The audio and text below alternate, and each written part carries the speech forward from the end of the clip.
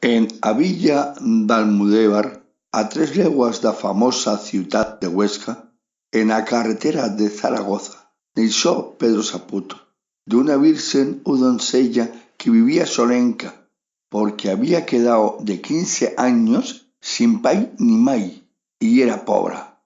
No teneba más ben que una caseta na carretera do Furno, di fuera, y se manteneba con oficio de bugadera, y o de guisandera, de todos os casorios das gran fiestas do lugar.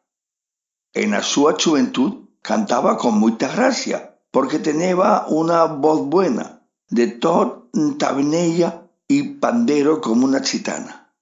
Con esta habilidad, mai no li mancaba ni menester de ver present un buen pasatiempo.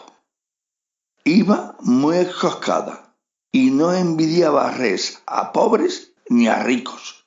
A todos la quereban, y bien, ella no quereba mal a ningún.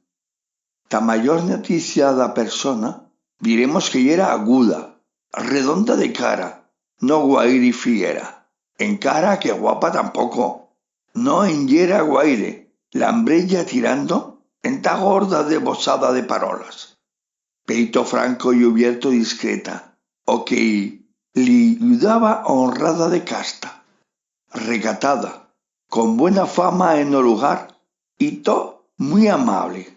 Con estas prendas y virtud se puede entender que tendría que saber los pertinentes y entendió prou que si no, menos de adolecía deitra y que enderecera tuerta.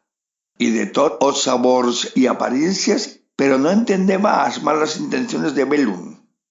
Y tornando as parolas, siempre en decreta de ida, a todos respondeba, o mesmo os despachaba sin faltarles, diciendo que no quereba amoldarse ni tener amors.